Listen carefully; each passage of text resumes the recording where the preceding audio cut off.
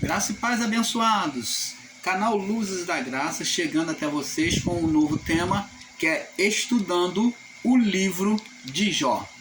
Então vamos aqui estudar, fazer um estudo, um exame sobre o livro de Jó. Este livro, que para muitos dos nossos irmãos ensinadores em graça, é considerado apenas um livro poético. É classificado como um livro poético, que não é um livro, não existe uma veracidade, segundo eles, sobre a existência de Jó. E nós aqui no vídeo abaixo explicamos, provando a existência de Jó. Nós provamos que Jó existiu. E eles alegam que é um livro poético e alegórico.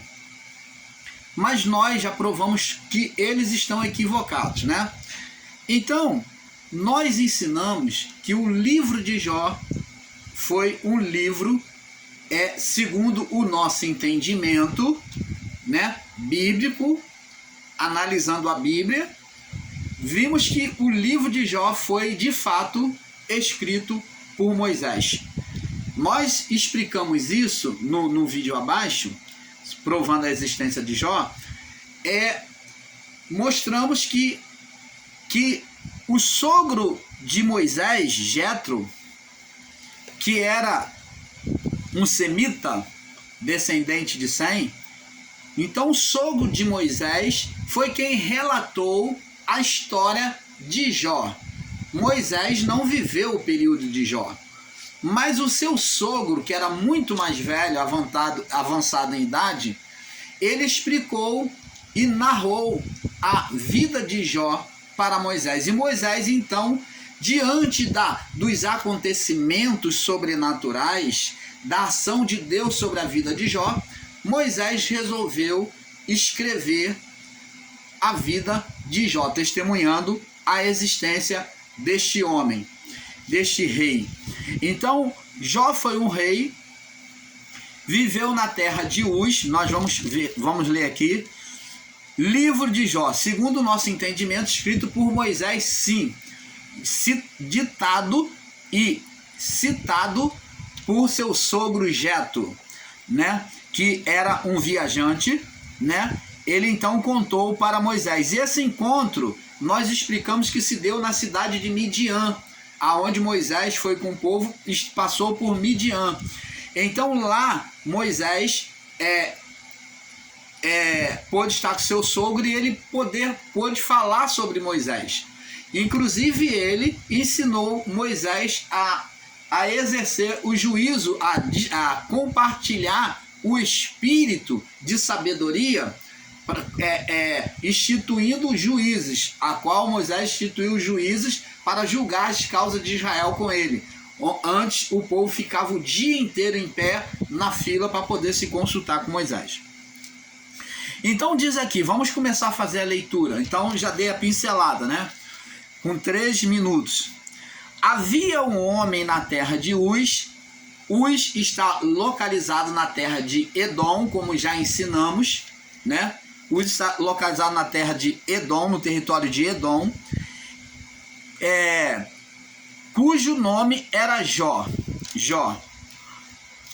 E este era homem íntegro, reto, temente a Deus, que se desviava-se do mal. Então aqui a palavra já vem trazendo uma narrativa sobre o estado espiritual. Primeiramente, Moisés vem narrando sobre Jó, falando a existência de Jó, e narrando primeiro sobre o estado espiritual da comunhão dele com Deus. Como que era a comunhão de Jó com Deus? Aí Moisés vem descrevendo o seguinte: era este Jó homem íntegro, tinha integridade com Deus, ele vivia uma retidão com Deus, temente a Deus, reto, temente a Deus, e que buscava se desviar do mal, sempre procurava se desviar do que era mal. Então, esse homem, espiritualmente, ele era um homem observador da voz de Deus, da lei da voz, porque Jó não tinha lei mosaica, não tinha lei de pedra. Ele, como Abraão, ele ouvia a voz de Deus, a lei da voz interior no coração. Então ele obedecia a Deus pela voz. Ele ouviu pelos ensinos da voz dos seus pais, os ensinos sobre Deus, obedecer a Deus, que se o homem obedecesse a Deus, o homem seria próspero. Até porque Jó já tinha como exemplo o próprio Abraão, o próprio Noé, já tinha como exemplo outros homens, Daniel. Então, Jó já tinha esses homens como exemplo. Ah, você quer saber? Daniel é próximo a Jó. O período babilônico, e nós com isso entendemos que Jó, ele viveu entre o período babilônico, que foi um período antecessor a Abraão. Então, é isso que os irmãos não entendem. Então, o período babilônico, ele se estendeu por todos os tempos. E diz aqui, e nasceram-lhe 7 filhas, ele teve 7 filhos homens e 3 filhas mulher. Seu gado era de 7.000 ovelhas, agora vai falar sobre a riqueza de Jó, as propriedades. Seu gado era de 7.000 ovelhas, 3.000 camelos, 500 juntas de boi, 500 jumentas. Eram também muitíssimo os servos a seu serviço, de maneira que este homem era o maior de todos os do Oriente. Abençoados! Como é que se pode existir pessoas dizendo que Jó nunca existiu? Que é um livro alegórico, que aqui está escrevendo com todos os detalhes o número das suas riquezas, dos seus servos, das suas jumentas, de tudo que ele possuía. Está aqui mostrando analiticamente cada detalhe da sua propriedade e do seu servo, da sua riqueza. Então é isso que temos que entender. E diz aqui, ele era um dos maiores do Oriente, um dos maiores reis do Oriente. Então existia outros reis que nós vamos ver, que é Elifaz, né? Zofar, Bildade, Zofar, Eliú. Então vamos ver que existia outros reis, mas ele era o maior. Este homem era o maior, o mais rico, o mais poderoso do que Elifaz, do que Bildade, do que Zofar, do que Bildade, do que Zofar e do que Eliú. Então ele era muito mais rico do que esses homens. Então aqui diz que ele era maior de todos os do Oriente, lá da região da Arábia Saudita, naquela época, no território de Edom. Então está aqui bem claro, ele era maior que todos os reis do Oriente. Ele era o mais rico e mais poderoso. E iam seus filhos a casa um dos outros, e faziam banquete cada um por sua vez, e mandavam convidar as suas 3 irmãs a comerem e a beberem com eles. Você vê que a família de Jó tinha união entre eles. Havia uma união, uma concordância entre eles. Você vê que eles, como irmãos, eles tinham uma unidade entre eles.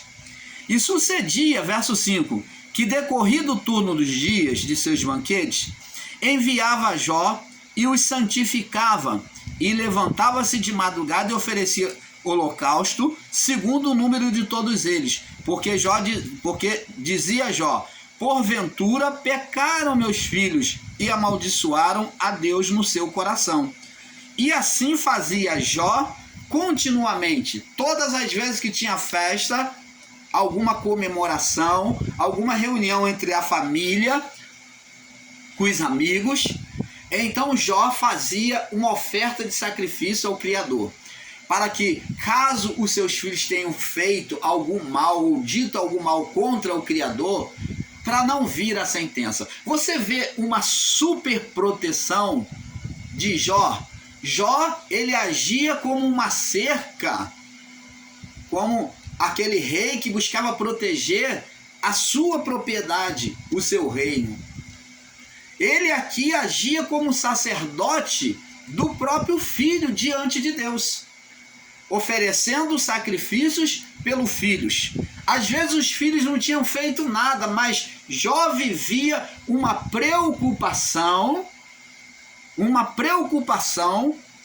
um medo muito grande de seus filhos serem atingidos pela maldição, pela condenação divina. Isso ele tinha no entendimento dele. Por isso que ele buscava oferecer até mesmo sem que Deus tenha dito que havia uma condenação. Então, ele vivia pisando em ovos é a palavra correta, em relação à comunhão espiritual com Deus. Ele tinha um medo muito grande de ser atingido, de desagradar a Deus, ser atingido por um mal, porque ele entendia no seu coração que se houvesse pecado, isso pelo ensino dos seus pais, o ensino que ele recebeu dos seus pais, antigo, porque os seus pais ouviam a voz de Deus, os que eram santos, e obedecia, como Abraão, e Abraão ensinou a sua geração. E os pais de Jó também ensinou a sua geração, os moabitas, os amonitas, né? Então, os da terra de Edom, aonde existiam os moabitas e os amonitas, então ali eles tinham os ensinamentos, e Jó, pelos seus pais, ele aprendeu que deveria obedecer a Deus. Agora você vê um edomita, descendente de Esaú, mas Esaú, apesar de ser aquele que desprezou o maná, ou que desprezou a bênção da primogenitura, Esaú era um homem que recebeu a bênção após Jacó, a que sobrou da primogenitura. Então seu pai deu a bênção a ele também, só que ele seria servo de Jacó. Ele seria inferior a Jacó em bênção. Então, por quê? Porque ele desprezou a primogenitura. Por quê? Por um prato de lentilha, de guisado, que Jacó fez para ele, um prato de comida avermelhada, um guisado vermelho. Então ele desprezou. Agora nós vemos que Esaú, sendo descendente da serpente,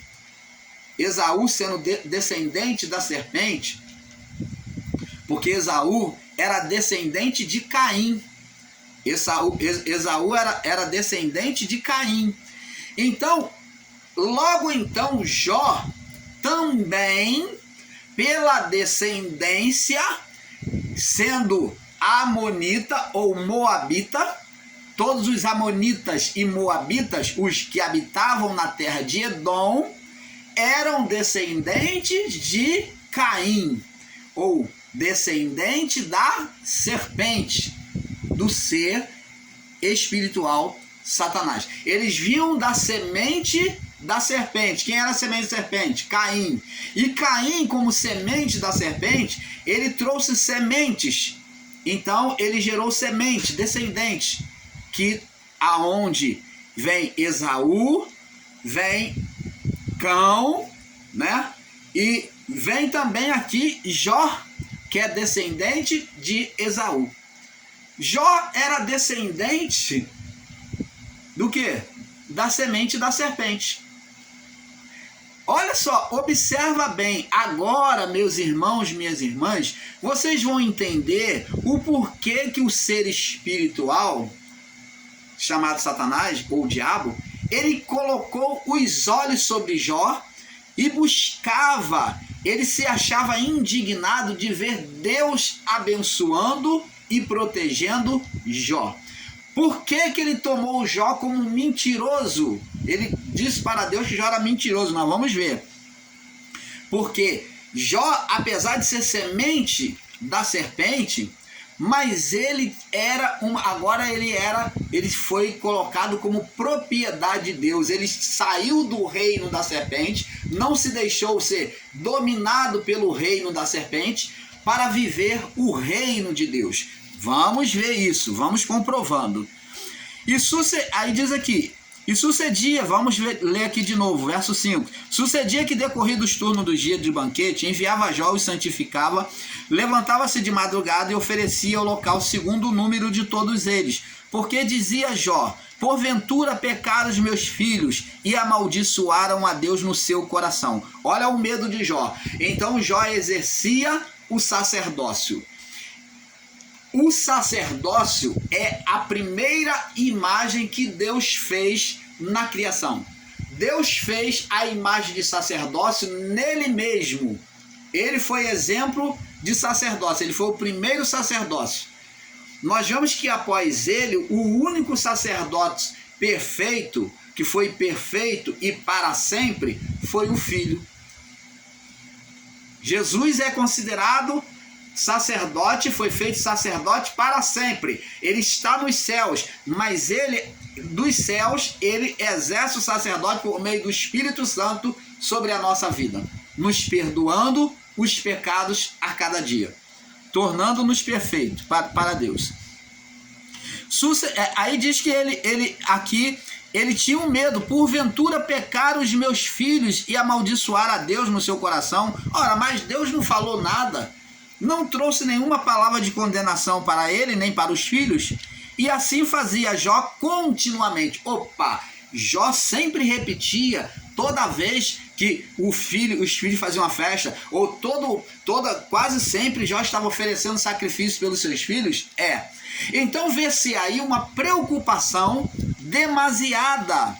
Ele tinha um medo muito grande. Vamos ver aqui por que Jó tinha medo. Olha só, Jó vai confessar isso aqui, ele confessa depois que ele perde tudo, perde a saúde. Então ele diz aqui, Jó capítulo 3, no verso 25, olha o que ele vai dizer. Por que ele oferecia sacrifício? Porque naquilo que eu temia, Jó temia acontecer algum mal à sua família. Jó temia cair na pobreza, porque ele era o homem mais rico, mais respeitado ali no território de Edom. Jó temia, porque naquilo que temia me sobreveio, e o que eu receava me aconteceu. Nunca estive tranquilo, nem sosseguei, nem repousei, mas sobre mim veio a perturbação. Então Jó mostra que nunca esteve tranquilo, nem sosseguei, nem repousei, mas sobre mim, mesmo assim, ele diz que mesmo assim, com todo o zelo, com toda a preocupação dele, o mal alcançou. Essa perturbação aqui é o mal que alcançou ele e a família dele. Ora, então tá vendo aí, ele queria ser um Deus, um sacerdote para sua família, agindo como sacerdote, tentando proteger, a super proteção dele. Não adiantou de nada o medo, a insegurança dele em ofertar, em sacrificar. Não adiantou de nada, senão a palavra de Deus diz que se o Senhor não edificar a casa, Davi, o salmista, já dizia: em vão vigia o sentinela. Se o Senhor não guardar a cidade, se o Senhor não edificar a casa, em vão edifica os seus trabalhadores. Se o Senhor não guardar a casa, em vão vigia os sentinela. Inútil vos será levantar de madrugada e comer pão de sofrimento e repousar à tarde. Porque aos seus amados, aos que põem o coração nele, aos que amam ele, que põem o coração nele, que se sossega nele, ele dá enquanto dorme. Jó precisava entender isso e ele não entendia. Ele não tinha paz, não tinha sossego. Ele confessa isso com seus próprios lábios. Mas antes, com toda a preocupação, veio sobre ele a perturbação. Agora vamos no verso 6, começar agora a descrever o acontecimento, como que se deu. Vamos agora ver vamos relatar agora a história, como que se deu o acontecimento. O que aconteceu? Verso 6. Num dia em que os filhos de Deus vieram apresentar-se perante o Senhor, veio também Satanás entre eles. Aqui, meus irmãos, como já expliquei em alguns vídeos abaixo, existem irmãos que ensinam que esses filhos de Deus aqui são homens, mas não são. O nome filhos de Deus, ele foi atribuído tanto a homens como a anjos. Esses filhos de Deus aqui é a representação dos anjos ministrando em favor dos homens. Lembra da visão que Jacó teve dos anjos subindo e descendo a escada lá em Betel? E ele edificou ali um altar ao Senhor e ele chamou Cidade de Deus. Então, ali ele viu os anjos, que era o ministério, era dos anjos, sobre a criação, foi entregue aos anjos. Então, ele viu ali os anjos ministrando, anjos subindo e descendo. Isso demonstra que o anjo estava levando as orações diante de Deus. Essa é uma visão escatológica, demonstrando a intercessão dos anjos pelos homens. Isso não quer dizer que o anjo estava subindo escada. Não, a escada é apenas uma expressão escatológica demonstrando o ministério dos anjos e sobre a intercessão dos anjos, a ministração dos anjos aos homens. E não que anjo estava subindo escada aqui, não precisa. O anjo, ele se translada de um lugar para o outro. Jesus se trasladou após a ressurreição. Ele foi visto em vários lugares. O anjo, ele pode voar. Ele pode se trasladar de um lugar para o outro. O anjo não precisava, mas nós vemos também na criação, lá no livro de Gênesis, que os anjos caminhavam longa distância. Por quê? Porque era ministério deles e os anjos estavam participando da criação. O fato deles caminharem, deles comerem com os homens, beberem, descansarem, não que o anjo se cansa, mas o termo descansar, isso tudo demonstra a comunhão, a participação de Deus com os homens por meio dos anjos, amados. Anjo não se cansa, anjo não tem fome de comida material, mas isso demonstra uma condição de bênção, de abençoar, de participar com os homens. Deus, os anjos, Deus participando com os homens por meio dos anjos. Deus caminhando com os homens por meio dos anjos, quando os anjos caminhavam. No caminho de Emaús, Jesus também caminhou como anjo, com o corpo transformado, o qual não reconheceram ele até dele se mostrar para eles e viram que era Jesus. Então, isso tudo demonstra, numa figura escatológica, esses acontecimentos, demonstram a participação do Criador em meio à criação, com os seres humanos, por meio dos anjos, porque os anjos eram a representação do Criador. Você está entendendo, amado? Aqui vemos que os anjos estão ministrando em favor dos homens. Então, nessa ministração acima da esfera terrestre, não foi nos céus diante de Deus, não imagine isso, porque o ser espiritual jamais chegaria, adentraria perante a presença do excelso, do Altíssimo. Primeiro que existe muitos céus, e esses muitos céus vai mostrar o brilho, a capacidade, né, a hierarquia de cada anjo. Cada um tem uma posição em um céu, até se chegar mais próximo de Deus. Então, na hierarquia, o que estava mais acima estava mais próximo de Deus. Lembra que Adão, quando pecou, é descrito lá no livro de Isaías 14, que ele é descrito como Lúcifer, né, como filho da alva. Então, ele é descrito como Lúcifer, porque ele estava no estado perfeito, e ele desejou chegar, ele diz: subirei acima das estrelas, da mais alta estrela dos céus, e sereis semelhante ao Altíssimo. Ele diz que ia subir acima da estrela mais alta. A estrela mais alta, ele está dizendo que seria acima de todos os anjos e seria igual a Deus. Ensinam por aí que o homem Adão quis ser mais que Deus. Não, mas não é isso.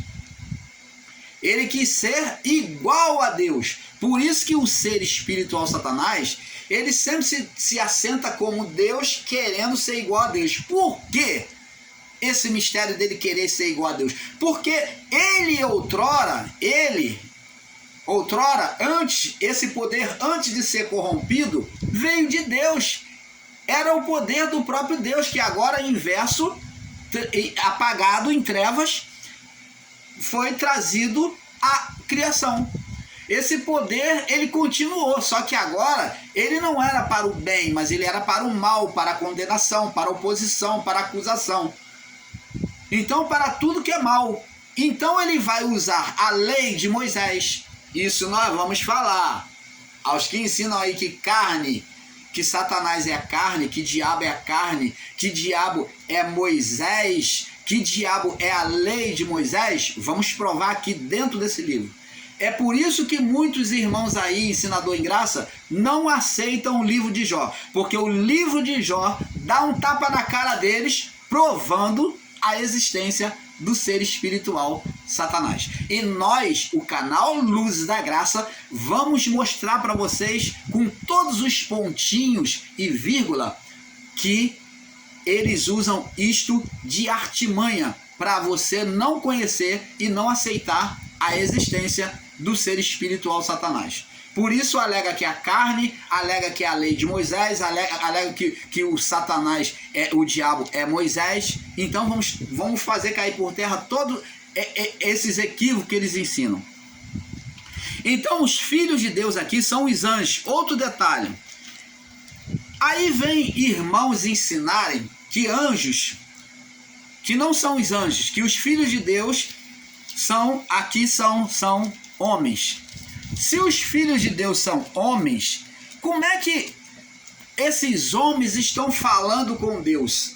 Se essa reunião está sendo nos céus, como é que pode os filhos dos homens, ou um homem natural, por mais que perfeito que ele fosse,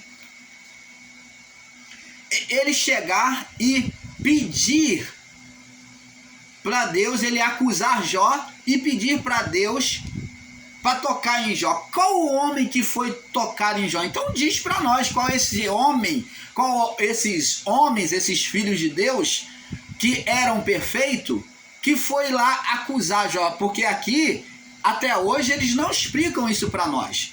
Quais são o nome desses homens que estavam lá em reunião e foi acusar Jó, já que vocês assim ensinam?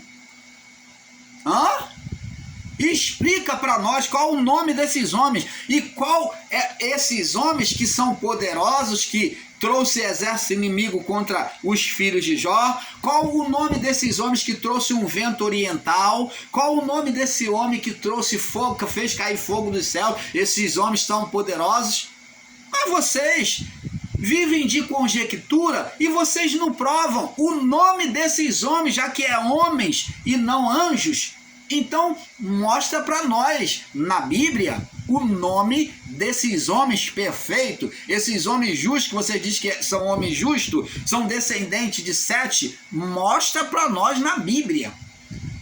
Existe descendência, genealogia? Pega o livro de genealogia e mostra para nós o nome desses homens aqui que vocês dizem que são os filhos de Deus na Bíblia. De outra forma, vocês estão lesando o entendimento das pessoas. Então, abençoados, num dia em que os filhos de Deus vieram apresentar-se perante o Senhor, veio também Satanás.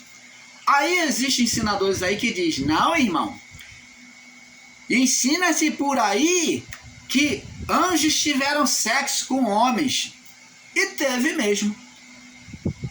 Os anjos do período noélico tiveram sexo com o homem de forma literal. Não adianta você querer ensinar e dizer: Ah, mas anjo não pode fazer sexo, que o anjo era um gigante. Como é que o anjo ia fazer uma penetração com a mulher? Opa, que entendimento ignorante. Agora, parece que vocês não estão lendo a Bíblia. Vocês que não podem entender que os anjos tiveram sexo no período noélico com as mulheres.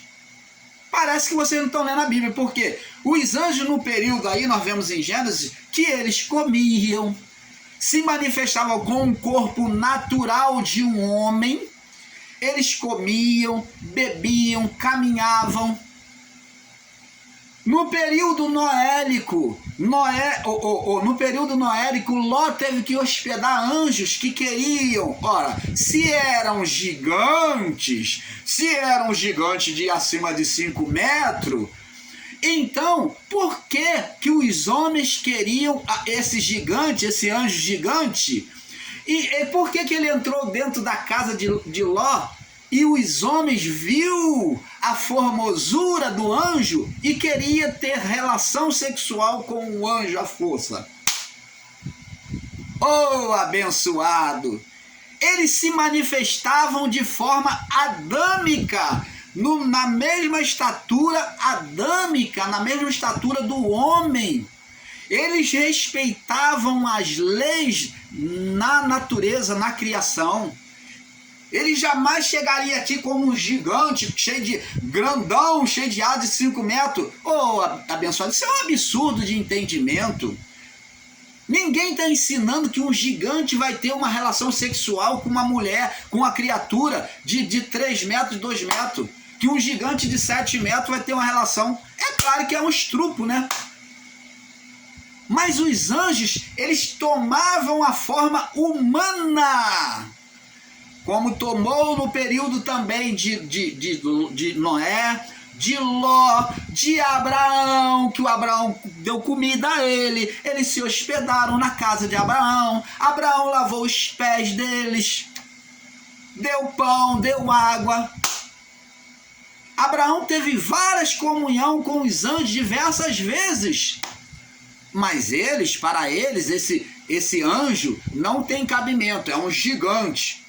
Eles não se manifestavam para eles com o corpo na estatura humana. Que absurdo de entendimento, né? Conceber que um anjo vem na estatura de um gigante e não na estatura humana. E aonde fica as leis de Deus na criação? Eles não obedecem às leis de Deus? Jesus obedeceu às leis, ele manifestou-se com o mesmo corpo, com o corpo humano, como um corpo angelical. E como é que você pode ensinar que eles eram gigantes e não podia ter relação? Lá no livro de Gênesis 6, foram anjos que tiveram relação sexual com as mulheres sobre um corpo humano.